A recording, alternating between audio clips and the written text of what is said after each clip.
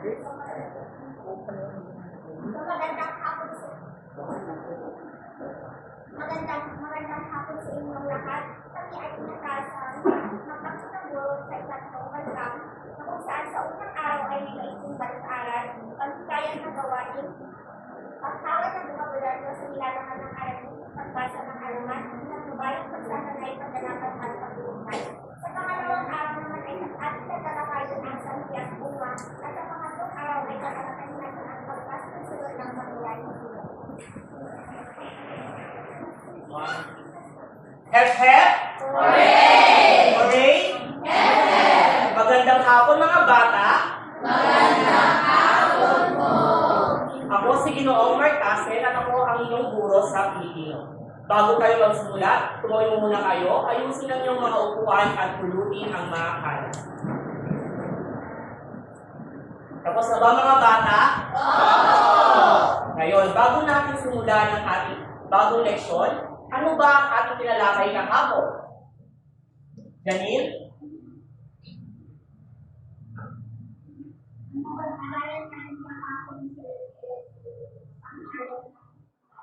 Tama. Pangalan ng aming tinalakay kahapon. Ngayon, ano ang pangalan? Alpi? Ay, Lizette? Ang pangalan ko ay tumutulong sa mga tao, handog, bagay, pangyayari. Tama. Ngayon, ano pa ba ang ating tinalakay kahapon? Cecily? Tama, ang mga salitang dinaglat.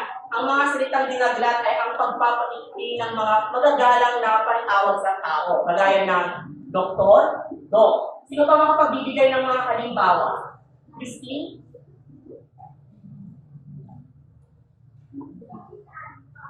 Tama, kapitan. Sino pa makapagbibigay? Yes, Angel. Tama.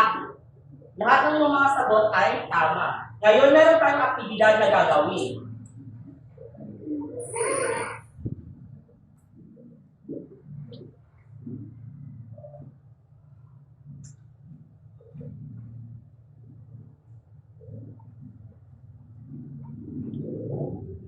Meron mga pag-uusap dito at bawat pag-uusap ay may mga nasulong-dutang mga salita. Ang gagawin nyo lamang ay palitan ang mga nasulong-dutang mga salita ng mga salitang ginagla. Ngayon, sino gusto unang sumubok? Lizette? Basahin mo. Bibisita kami sa bahay ni Tina. Ano sa ginagla salita ay? Tina. Ano nga naman ang salitang ginagla ko? TNT. Tama, GNT. Ngayon, sa ikalawang numero, RB.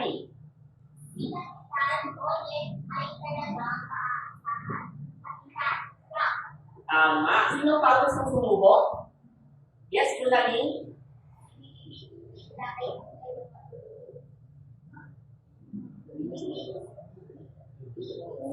Tama. Lahat ng inyong mga sagot ay tama. Alam nyo na kung paano gumamit ng mga salitang ginagla. Ngayon, gusto nyo mga maglaro? Grupo ko ang klase sa tatlo. Ito ang unang grupo, ikalawang grupo, at ikatlong grupo. Ngayon, magpapakita ako ng mga larawan sa harapan. At ang gagawin niyo lamang ay tukuyin ninyo kung anong nilarawan sa mga larawan. Ngayon, sulat nyo lamang sa mga cardboard ang inyong sagot. At ang unang grupo makapagbibigay ng tamang sagot ang sila ang mananalo. Naintindihan ba mga bata? Ngayon, simulan na natin. Ay.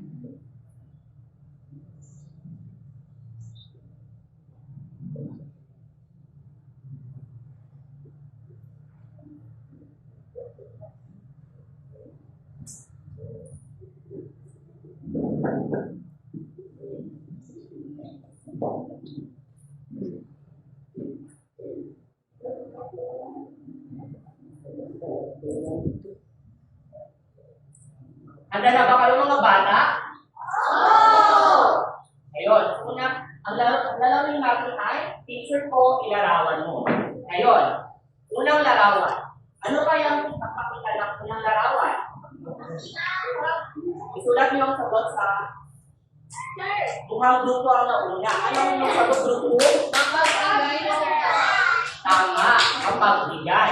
Sa'yo ba yung pagbigay ng mga bata? Sino ba pagsasalay sa inyo ng mga senaryo na kayo nga ay isang pagbigay ng bata? Yes, Lise? Tama, ikaw nga ay tunay na isang pagbigay ng bata. Ikalawang larawan. Ano kayo pinapakita ng dalawang larawan? Okay, Judy, ano yung sagot? Tingnan natin kung tama yung sagot. Tama, matulungi. Kayo ba ay matulungi mga bata? Sigurado kayo? At ikatlong larawan. Ano kayo? Ano ba yung sagot? Tama, matulungi. Mukhang lahat kayo ay nakakuha ng puto. Kaya, bigyan ng lumabas sa inyo ng 5 bagsak. Ngayon, ano ang napansin ninyo sa mga larawan? Yes, Cecily? Tama, ito ay mga katangian ng isang tao. Ngayon, meron tayong babasahin isang kwento kung saan ano ba ang mangyayari kung ikaw ay magiging masungit o sakit. Pero bago yan, meron tayong mga salita na dapat salang-alang para mas maunawaan o maintindihan ang kwento. Basahin na ang mga pangusap mga bata. Nalasahan ko ang tubig sa dagat at ito ay maalat. Ano ang kasalukupitang salita? Nalasahan. Ngayon, sino makapagbibigay ng kahulugan? Base sa mga amor. Ganit? Pero subukan? Tama, ito ay natikman. Ngayon, sa ikalawa namang pangungusap, basahin ng mga bata. Dapat ibahagi ang biyayang nakakapagpapalaki sa mga nangangailangan. Ano ang nasalukupitang salita? Ibahagi. Tama, pamigay ang tamang sagot. Ay tatlong pangungusap, pakibasa ng mga bata. Natutong si Berto na gamitin ang kanyang buwan. Ano kaya ang sagot? Tama, ang sagot ay tinangka. Mukhang alam niyo na, mukhang ready na kayo para basahin ang kwento, kaya atin ang tawagin si Miss Kai para basahin ang kwento.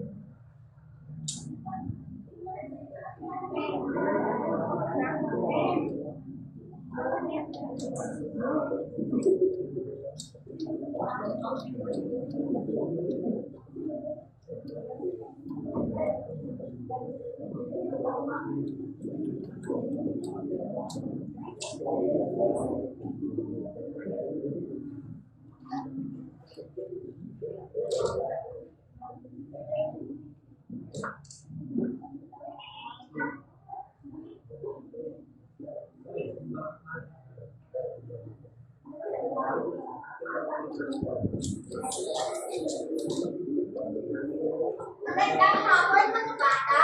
Magandang hapon po. Ako nga pala sa pinipili ng Palagat at makikituro sa araw na ito. Pero bago natin simulan ang ating araw ngayon, maaaring ba kayo ngayon at ayusin ang inyong upuan at ihanda ng inyong sarili at isipan na ilalawat dahil panibagong araw, panibagong kwento naman ang ating pagkakalimutan.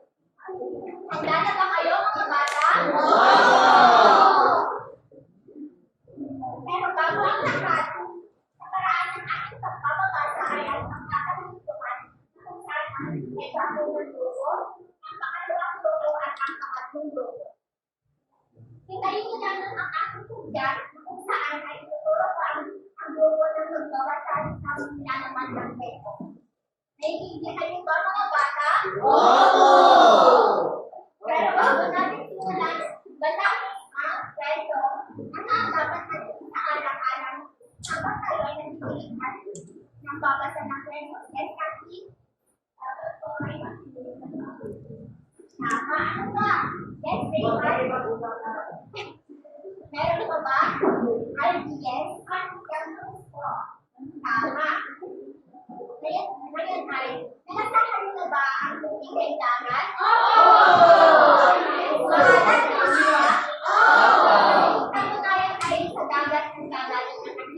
Pero ayon sa isang halaman, ang dating lasa ng tubig ay mataba. Kaya naman ating dapat na kinakaalamin ang mga pangyayari kung bakit naging maalat ang lasa.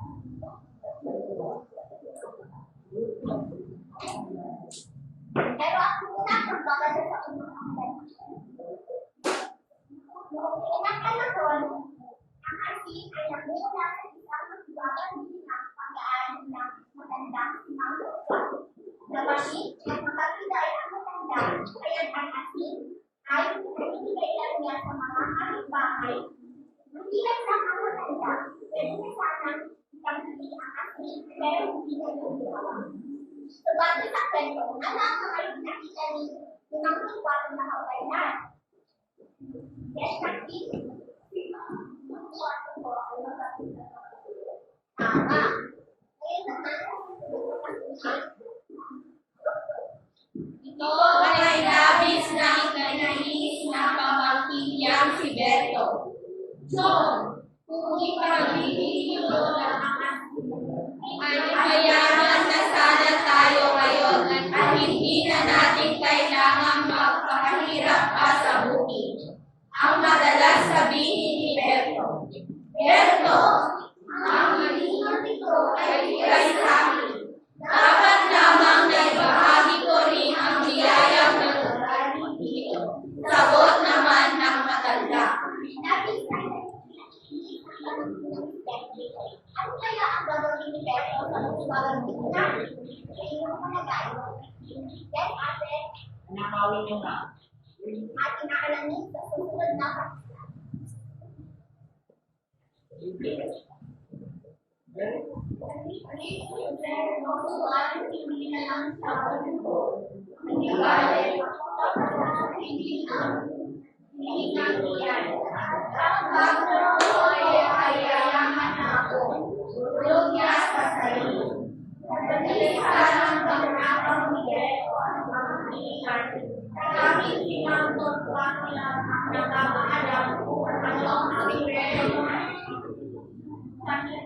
Kailangang ibulong para simula itong gamitin. Sa inyong palagay, ituloy ba ni Berto na nakawin ang magsibagang tingnan? Oo. Naglaman natin na.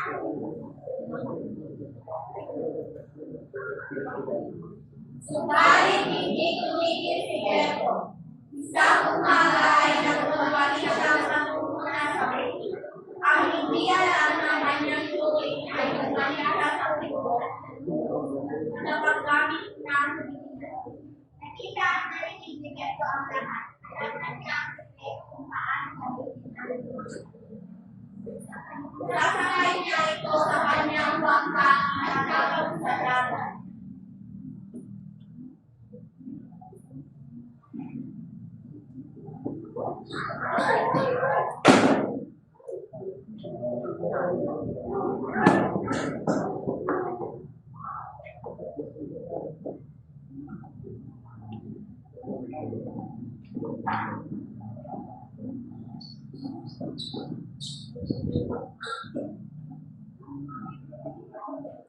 Para sa susunod na pinapakibasa ang mga bata, Ang bangka ay unti-unti nang lumulubog dahil sa bigat ng asin. Hindi malaman ni Berto ang gagawin. Tuluyan na ang pagkakasalan ni Berto. Ang lumubog na gilingan ay hindi huminto sa paggawa ng asin. Kaya't unti-unti kumalat ang tubig sa dagat. Tunay lang masamang gawa ay may kapalit na parusa. magagaling na kabata. Ano kaya ang layunin ng pinakita sa kwento? Ano ang pinakasiwagin na layunin ng kwento? Yes, Kali.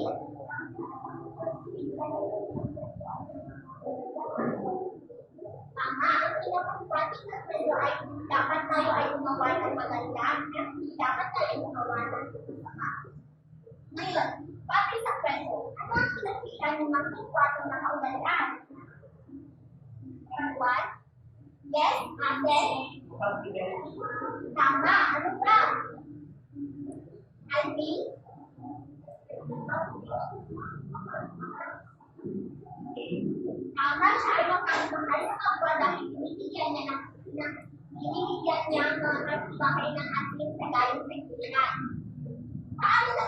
Beto. Ano ang pinakita niya ng kagalitan sa kwento? Raven? Tama, siya ay sakit. Ano pa? Andy? Problema. Tama, siya ay mukhang pera. Ngayon ay, bakit tayo hindi gumawa ng masamang gawain? Andy? Kaya ay gumawa ng masamang gawain. Tama. Sa inyong palagay, ano dapat ang mga mabuti? Mga mabuti gawain na dapat tantayin ng isang tao sa sanin? Tama, ano ba? Ano ba ang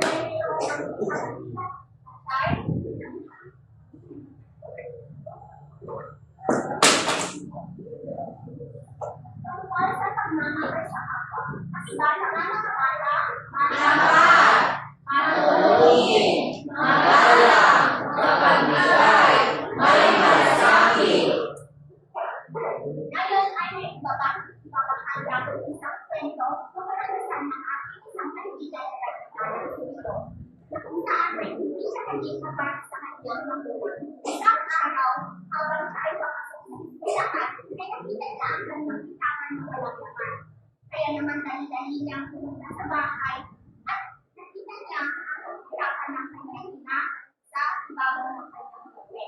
Kaya naman binuksan niya ito at nakita niya ang kanyang isang libo sa hirapan ng kanyang bahay. Binuksan niya ang 2,000 na hindi nagpapaalam sa kanyang nanay. Kaya masaya umalis siya sa kanyang paaralan. Pinagabihan niya ay napansin na kanyang ina na mayroong na kulang ng pera sa kanyang papa. Kaya naman ay pinupulong niya ang kanyang anak. Pero pinag-iilong na hindi na ito pinuha. Mabuti ba ang ginawang pilong? Hindi po! Bakit? Tama siya ay nagsinungaling. Bakit hindi tayo dapat nagsinungaling? Ma'am. Dahil pala Tama. Yes, tayo ay sinasabi na.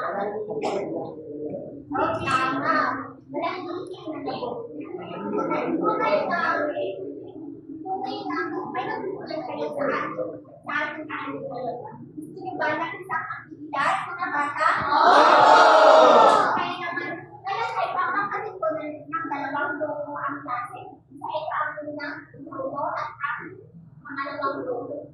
Bibigyan ko kayo ng isang kanila paper na kung saan ay ang unang grupo ay bibigyan sila ng mga pictures at katamihan ni Berto at isang kwento.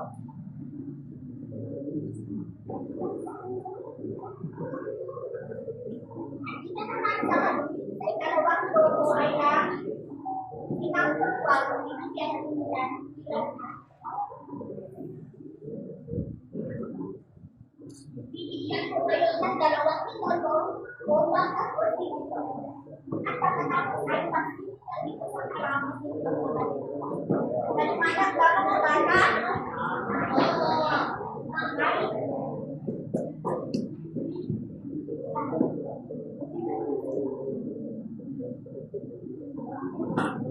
Tapos na ba mga bata? Opo! Opo, tapos na namin. Sige namin ako.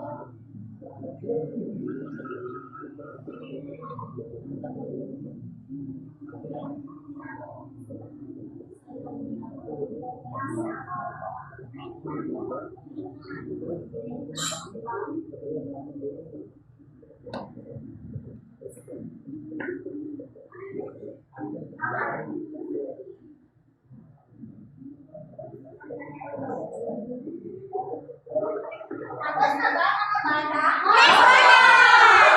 Halina ninyo ipagpil at yung mga nagawa nito sa atin.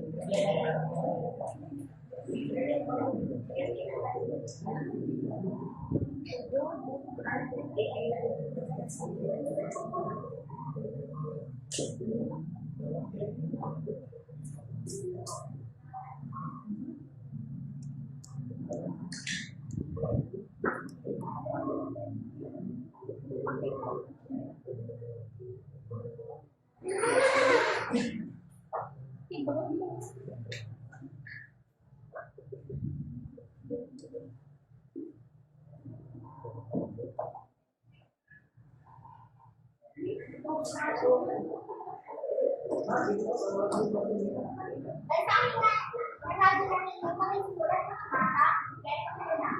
Anak ka ng kilos, ang kanyang katalian, mukhang pera! Ang nagpalo naman ang kanyang kilos, palaging bibigay sa katawan. Hindi siya magkakabayan. Ang kanyang katalian, nabagay mabagyan. Tunay ang may natutunan kayo sa araw na ito. Paalam mga bata hanggang sa muli.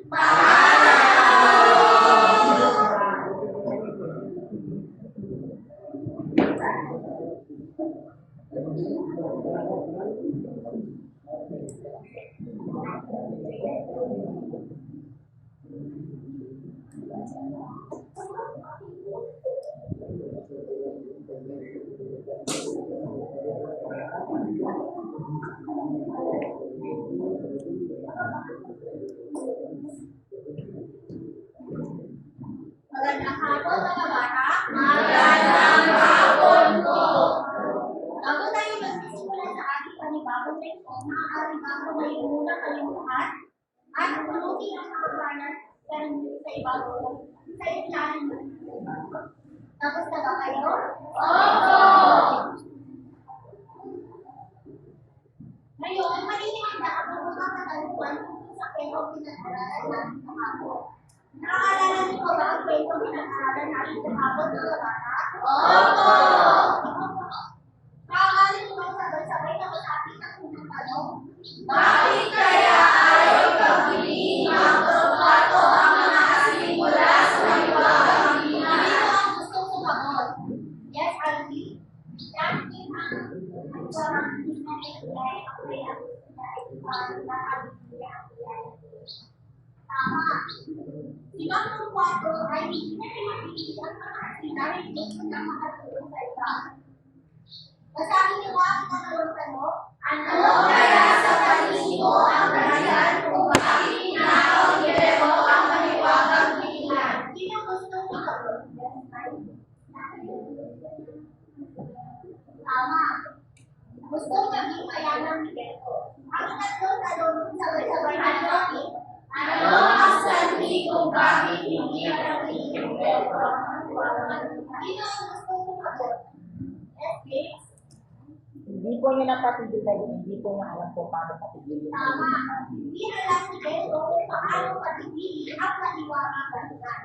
Pagbibilan. Ang ikaapat na tanong sa pagkakaya sa atin. Ano ang bunga ng pagnakaw ni Beto sa maliwagang balikan? Sino ang gusto sumagot? Yes, ay di maalat ang tanong. Ano ba? Yes, yes. Siya po ay namatay. Tama. Siya ay nalungkot at namatay na naging dahilan kung bakit naging pangalan ang dapat. Patuloy tanong sabay-sabay na nasabi, ano ang ibig sabihin ng sanhi at mura? Sino ang gustong sumagot? Yes, Nulangit. Ang sanhi ay tumutukoy sa pinagmulan o dahilan ng isang pamilan. Ang bunga naman po ay ang resulta ng pamilan. Tama. Ang sanhi ay tumutukoy sa pinagmulan o dahilan ng isang pamilan. Ang bunga naman ay ang resulta ng isang pamilan.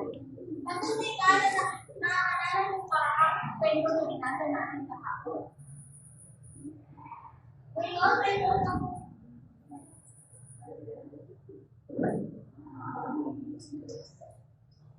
Mayroon akong card dito na naglalaman ng mga sandihan na inalaw mula sa kwento. Sabay-sabay nyo ba yung basahin? Gusto nilang makatulong sa iba. Ayaw ipagpiliin ng propato ang ating mula sa mga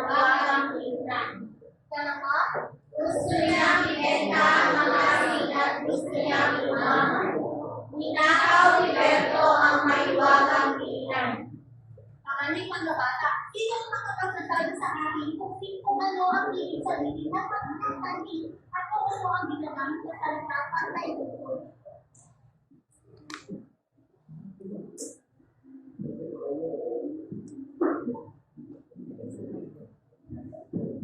Yes, magaling.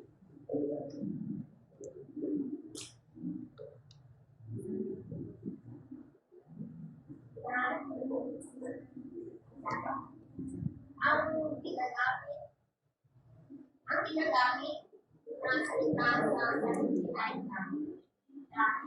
tama. Sa bunga ng Bible, ano ang mga salita sa salita? Ang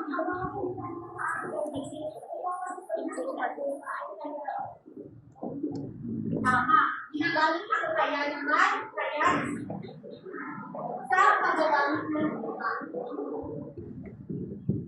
Gusto niyo ba ng aktibidad mga bata? Oo! Ay, noon na kulang ang nalawan dito. Sa tulong ng mga nalawang ito, ay bubuo kayo ng mga kamagdasa. Halimbawa, sa unang larawan, nakapuno ang bata na ikakapaya ng manibigan niya ko sa bayan. Sino ang gustong sumubok sa ikalawa? Yes, Christine.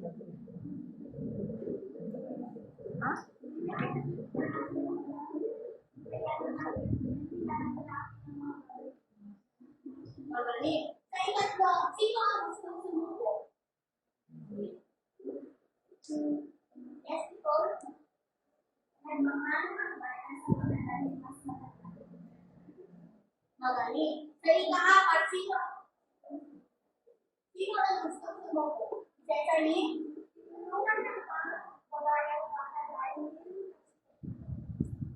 Magaling. Sa panghuli, sino? Yes, Raymar?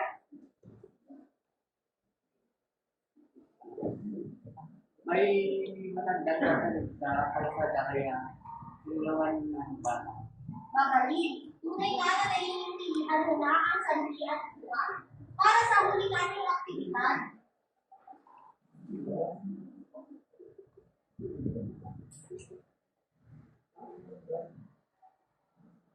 mayroon akong inihanda dito mga kamumusan na naglalaman ng sandali at buwa.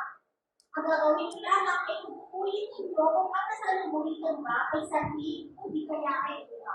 Sabay-sabay noon masabi, Nagtatrabaho ng mabuti si tatay dahil nais niyang magkaroon kami ng magandang buhay. ano ang nasaluburitan? Sandali. Sandali. Magaling ang mga bata. Ang ikalawa, Tumutuloy kami sa paglinis ng bahay sapagkat ayaw namin nahihirapan ang aming mga buhay. ano ang nasaluburitan? Uma. Magaling mga bata. Sa ikatlo, Nag-aaral ako ng mabuti dahil gusto kong magkaroon ng magandang grado. ano ang nasaluburitan? Uma. Sa ikaapat, Si Kuya ay natutong magluto dahil tinuruan siya rin na. ano ang sarili? Sa panghuli, Nagtutulong kami kay Alex sa pagkaroon ng aking pag-aaral sapagkat hindi ko alam ang gagawin. ano ang nasaluburitan? Sandali. Magaling mga bata. Bago natin tapusin ang klase ngayong araw, ay ibibigay pa ako ang aktibidad sa inyo na pinatawag na fishbone diagram. May ibibigay ako isang kung halaman ng lamba na inyong babasahin at ang gagawin nyo lamang ay susulat ang mga salpi at bunga na magkaugnay dito sa fishbone. Ahatiin ko ang klase sa tatlong grupo. Ito ang unang grupo, ikalawang grupo, at ang ikatlong grupo. Bibigyan ko lamang kayo ng isang minuto para sa ubusin ng aktibidad.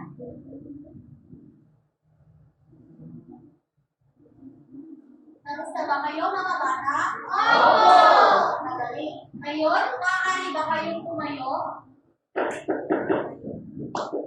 Ayusin ang inyong mga upuan. Paalam mga bata. Paalam po.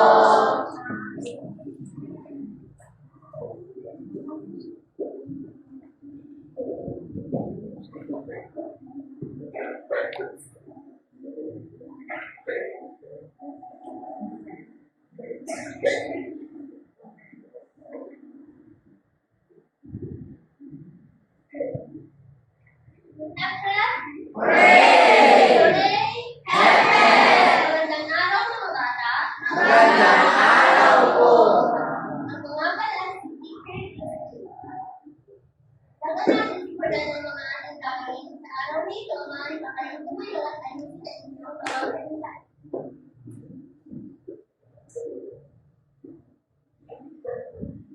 Bago natin simulan ang una natin gagawin, ating munang balikan ang ating pinag-aralan kahapon. Ano nga ulit ang ating pinag-aralan kahapon ng umaga? Ito ay tungkol sa sandigan. Tama, ito ay tungkol sa sanhi at bunga. Ngayon, ano ang ibig sabihin ng sanhi? Ready?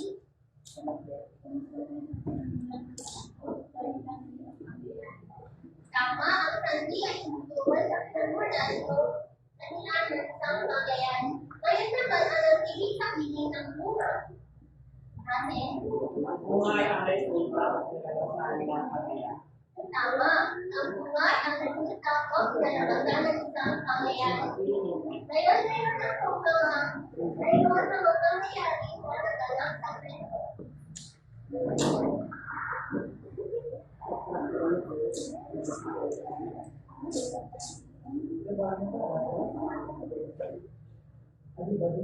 Kailangan mo ng mag-aral upang ayusin ang mga pangyayari na nasa harap. Ilang gusto mo? Nane? Natali? Ina? Christine?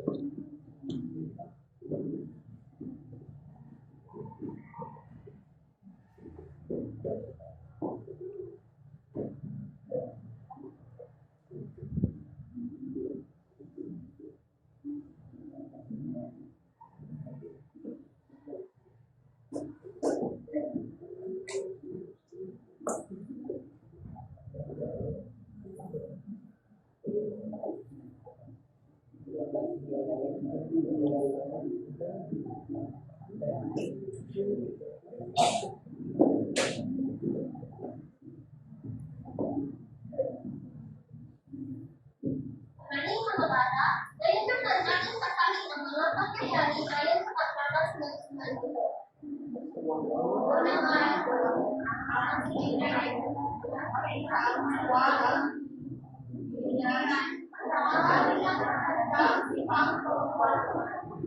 Ibigay niya lang ang asin sa iba.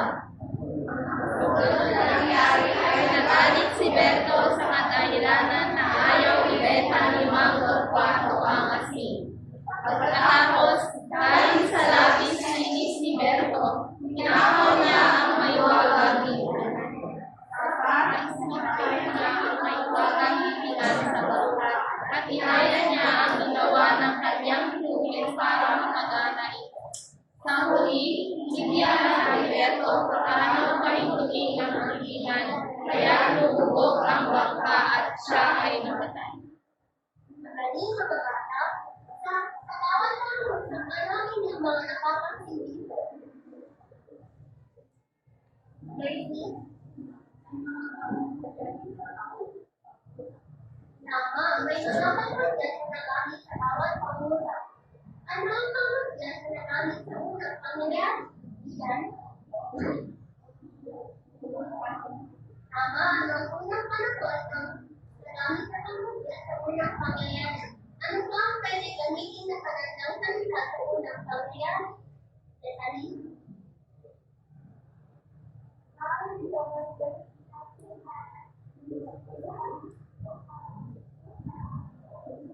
Tama. Sa pangalawang pangyayari, ano ang nagamit sa pangusap dito? Christine? Tama.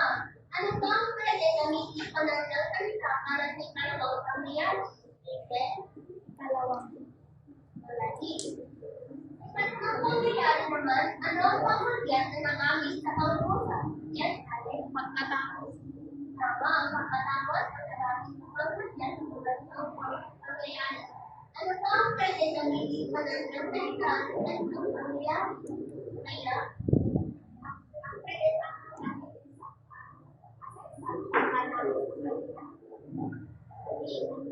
apat na pangyayari, anong pangusap na nagamit dito? Tama. Ano ba ang pwede gamitin sa pang-apat? Ano ba ang pwede gamitin ng panandang salita sa pang-apat na pangyayari? Yes, madali ka kapatid. At sa huling pangyayari, ano ang pamudyan na nagawin dito? Reward? Tama, ito ay sabi. Ano ba ang pwede magiging sa pananagalita? Ang huling pangyayari, yes, Alex, sa wakas. Tama. Tunay nung naaalala ka ninyo ang mga nangyari sa ating binasang kwento. Ngayon tayo ay magkakaroon ng pangbatang gawain. Ang klase ay makakaluto sa tatlong pangkat. Isang pangkatuan, pangkatu at pangkati. Bawat pangkat ay bibigyan ko ng isang wrapping organizer na kung saan inyong susulat ang mga pagkakasunod o tayo sa mga pangyayari na anak sa alamat ng mga.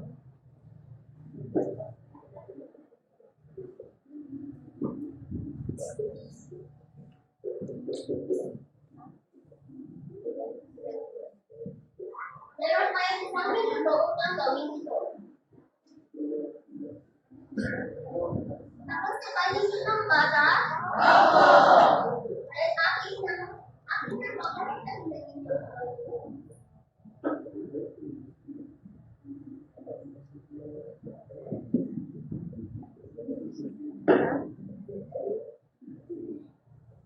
Tunay na makinig kayo at naalala niyo pa ang mga pangyayari na naganap sa kwento. Paalam mga bata. Paalam po. Okay, F!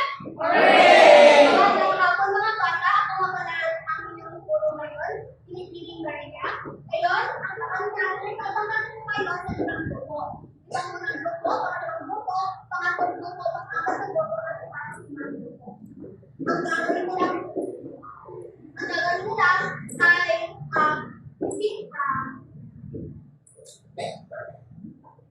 magbibigay ako ng mga larawan na magandang pangyayari. Ang kailangan nyo lang gawin ay yung pagsunod ito at bigyan nyo ng pakayap at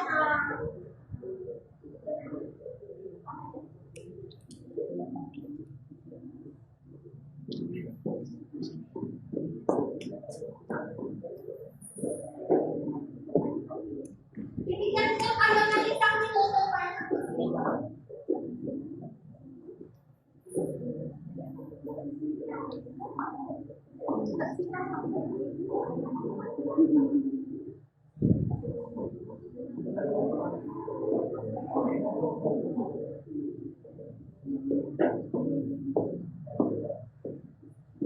Tapos na ba mga bata? Oo! Ngayon, marami ko magandang itan kung mga dalawa. Yes, ma'am.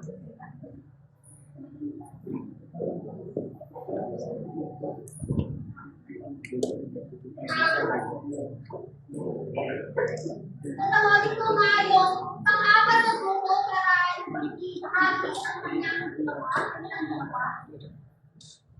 Ako na ginawa ng bata ay tinanggal niya ang kanyang galit. Pagkatapos ay nabigyo siya. Tatlo ay nagsulat siya ng katawan.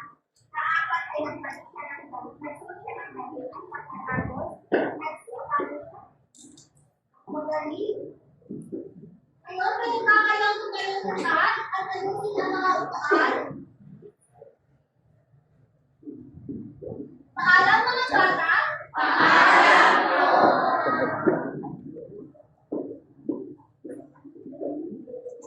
po.